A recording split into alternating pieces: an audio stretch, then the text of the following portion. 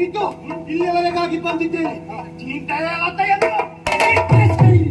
ನಿಮ್ಮ ಪಾಲಿಗೆ ಜಯದ ರೂಪದಲ್ಲಿ ಬಂದವ ಅಭಿಮನ್ಯು ನನಗಪ್ಪಣೆಯನ್ನು ಅಲ್ಲಿ ರಚಿಸಿತ್ತು ಚಕ್ರವ್ಯೂಹ.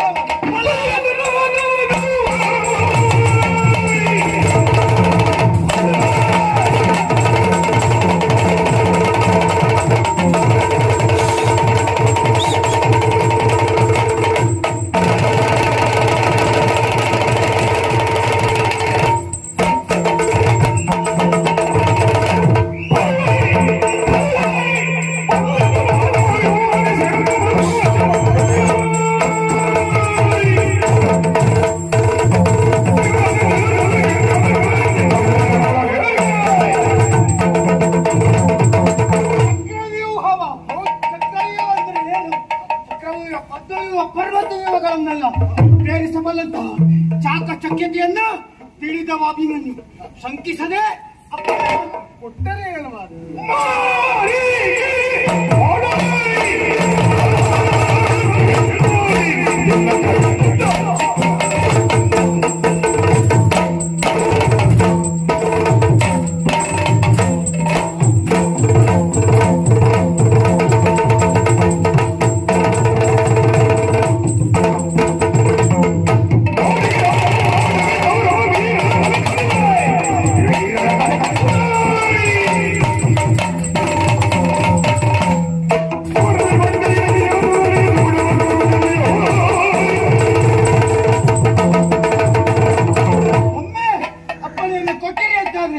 ಧಾವಿಸಿ ಹೋಗ್ತೇನೆ.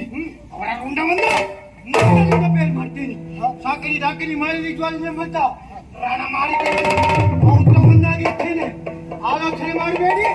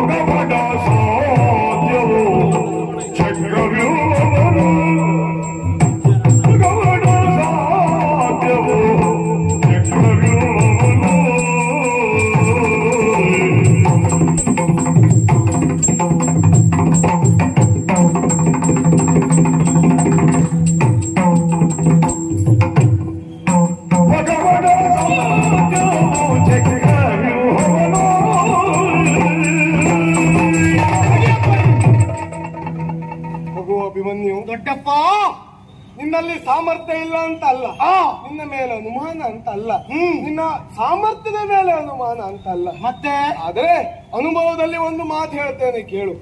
ನೀನು ಭೇದಿಸುವುದಕ್ಕೆ ಹೊರಟಿದ್ದು ಚಕ್ರವ್ಯೂಹವನ್ನ. ಆದರೆ ಹಿಂದೆ ಅನೇಕರು ಉರಿಯುವಂತಹ ಜ್ವಾಲೆಯಿಂದ ಬದುಕಿ ಬಂದವರಿದ್ದಾರೆ. ಮಾತೆ ಸೀತೆಯೇ ಸಾಕ್ಷಿ. ಇನ್ನು ವಿಷವೇ ತುಂಬಿದಂತಹ ಸರ್ಪದ ಹೆಡೆಯ ಮೇಲೆ ನಲಿದಾಡಿ ನರ್ತಿಸಿದವರು ಕೃಷ್ಣನೇ ಸಾಕ್ಷಿ ಅಲ್ವಾ? ಇನ್ನು ಮೃತ್ಯುವಿನ ಬಾಯಿಂದ ಹೊರಬಂದು ಜೀವ ಸಹಿತವಾಗಿ ಹೊರಬಂದವರು ಇದ್ದಾರೆ. ಮಾರ್ಕಾಂಡೇಯನೇ ಸಾಕ್ಷಿ. ಆದರೆ ಈ ದ್ರೋಣಾಚಾರ್ಯರು ಬೆಳೆದಂತಹ ಈ ಚಕ್ರವ್ಯೂಹ ಪ್ರವೇಶಿಸಿದವರು ಮರಳಿ ಯಾರು ಬರಲಿಲ್ಲ ಮಗನೇ. ಹಾಗಾಗಿ ಈ ಚಕ್ರವ್ಯೂಹ ಎನ್ನುವಂತಹ ಮಾರಿಗೆ ನಿನ್ನನ್ನು ಬಲಿ ಕೊಡುವುದಕ್ಕೆ ನನ್ನ ಮನಸ್ಸು ಆಗ್ತಾ ಇಲ್ಲ. ಹಾಗಾಗಿ ಯಾವುದೇ ಕಾರಣಕ್ಕೂ ನನಗೆ ಅಪ್ಪಣೆಯಿಂದ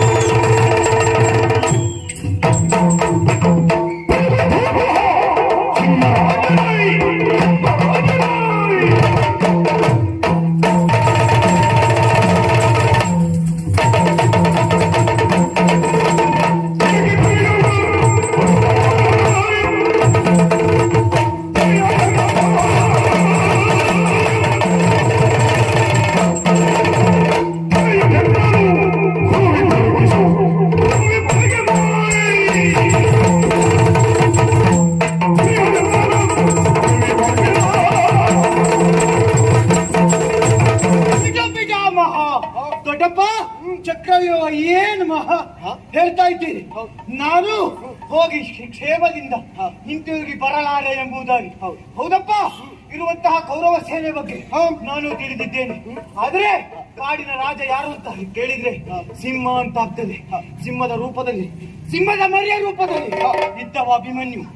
ಇರುವಂತಹ ಕೌರವ ಸೇನೆ ಕುರಿಕಾಳ ಹಿಂಡು ಕುರಿಕಾಳನ್ನು ತೆಗೆದು ಬರ್ತೇನೆ.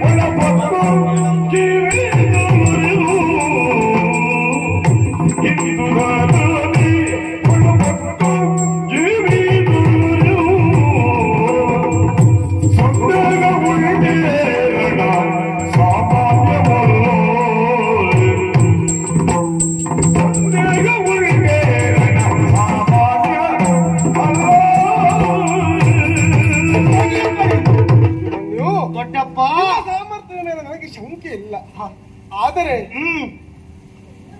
ಚಕ್ರವೇ ಎನ್ನುವಂತಹದ್ದು ಸಾಮಾನ್ಯವಾದದ್ದಲ್ಲ. ಅರಿತಿದ್ದೆ. ಹೌದು. ಇನ್ನು ನವಗ್ರಹಗಳು ಒಂದಾದರೆ ಅಂತ ಆದ್ರೆ ಜಾತಕನ ಪರಿಸ್ಥಿತಿ ಏನಾಗಬಹುದು, ಜಾತಕನನ್ನು ತೊಂದರೆ ಕೊಡುವುದಕ್ಕೆ ನವಗ್ರಹಗಳು ಒಟ್ಟಾಗಿ ಬಂದರೆ ಅವನ ಪರಿಸ್ಥಿತಿ ಅಂತ ಆಗಬಹುದು. ಹಾಗಾಗಿ ಯಾಕೆ ಈ ಮಾತನ್ನ ಆಡಿದ್ದೇನೆ, ಚಕ್ರವ್ಯೂಹದ ಮಧ್ಯದಲ್ಲಿ ನವಗ್ರಹಗಳ ಉಪಾಧಿಯಲ್ಲಿದ್ದವರು ಆ ಕುರುಸೇನೆಯ ಮಹಾ ನಾಯಕರು ಅಲ್ವಾ, ದ್ರೋಣರು, ಅಶ್ವತ್ಥಾಮರು, ಕೃಪಾಚಾರ್ಯರು, ಕರ್ಣನು ಮುಂತಾದವರಿದ್ದಾರೆ. ಅವರೆಲ್ಲ ಒಟ್ಟಾಗಿ ಬಂದು ನಿನ್ನ ಮೇಲೆ ಯುದ್ಧ ಸಾರಿದರೆ ನಿನ್ನ ಪರಿಸ್ಥಿತಿ ಏನಾಗಬಹುದು. ಹಾಗಾಗಿ ಯಾವ ಕಾರಣಕ್ಕೂ ನಾನು ನಿನ್ನನ್ನು ಕಳುಹಿಸುವುದಿಲ್ಲ.